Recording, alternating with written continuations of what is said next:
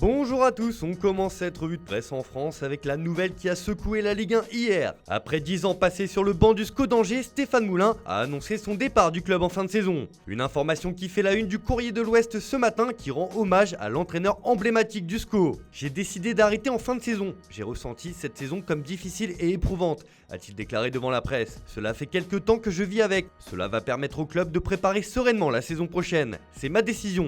De la Ligue 2 à la pérennisation du club en Ligue 1, Stéphane Moulin restera dans l'histoire du club.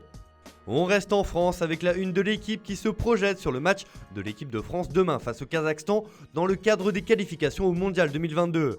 Et pour le quotidien, il y a des places à prendre en vue de l'Euro cet été et il faut y penser. Alors que Didier Deschamps devrait faire un peu tourner face au Kazakhstan demain, ce rassemblement est aussi l'occasion pour certains d'arracher leur ticket pour l'Euro. Il faudra faire bonne impression pour ne pas laisser passer sa chance.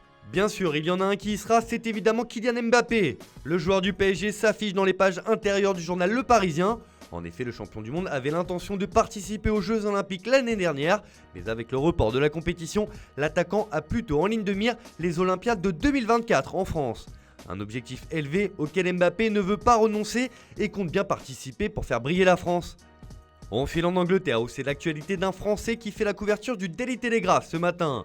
Sans club depuis son départ de l'Impact Montréal, Thierry Henry a annoncé se retirer des réseaux sociaux hier. Par cet acte, le meilleur buteur de l'histoire de l'équipe de France souhaite dénoncer le laxisme des directions d'Instagram ou autres Twitter face aux insultes racistes. À partir de demain matin, je me retirerai des réseaux sociaux jusqu'à ce que les personnes au pouvoir soient en mesure de réglementer les plateformes avec la même vigueur et la même férocité qu'elles le font actuellement lorsque vous enfreignez les droits d'auteur.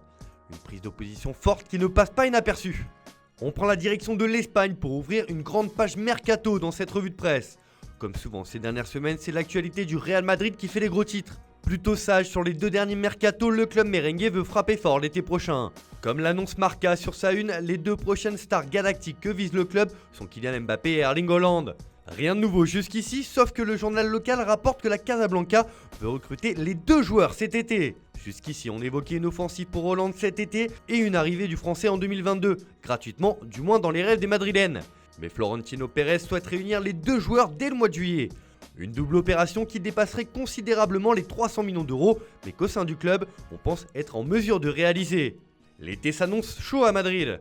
D'ailleurs, l'attaquant norvégien du Borussia Dortmund fait aussi la couverture de Sport, qui estime que son recrutement se fera à coups de millions. Le joueur de 20 ans fait figure de priorité pour le club Blaugrana et c'est une bataille au sommet que vont se livrer les deux mastodontes espagnols.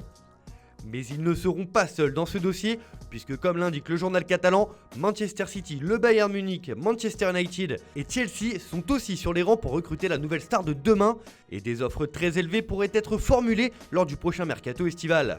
Toujours en Espagne mais du côté de Séville, Nabil Fekir à la cote. Comme l'annonce Estadio Deportivo, le Français voit le Betis ouvrir la porte pour un départ cet été. L'ancien Lyonnais aurait tapé dans l'œil du nouveau président du Barça qui songerait à le recruter. Sauf qu'Arsenal pourrait aussi se positionner et formuler une offre très intéressante. Bref, l'avenir de Fekir est loin d'être réglé. On termine ce tour de la presse en Italie où là aussi le mercato fait la une de la Gazzetta dello Sport. Et c'est l'Inter qui pourrait se montrer active l'été prochain comme le rapporte le journal au papier rose. En effet, les Nerazzurri ont une idée pour renforcer leur attaque et elle s'appelle Luis Muriel, le joueur de l'Atalanta. Le Colombien pourrait incarner le nouveau visage de l'Inter, mais attention, le joueur ne sera pas bradé et les Interistes devront sortir 25 à 30 millions d'euros pour s'attacher ses services. Affaire à suivre. Enfin, l'autre grosse info de l'autre côté des Alpes, comme le rapporte le Corriere dello Sport, c'est le changement de diffuseur de la Serie A. En effet, DAZN a remporté la mise pour 840 millions d'euros, obtenant 16 votes contre 4 au profit de Sky. Avec cette somme, DAZN va pouvoir diffuser 7 rencontres par journée de championnat, plus 3 autres en codiffusion. Un sacré coup réalisé par le diffuseur.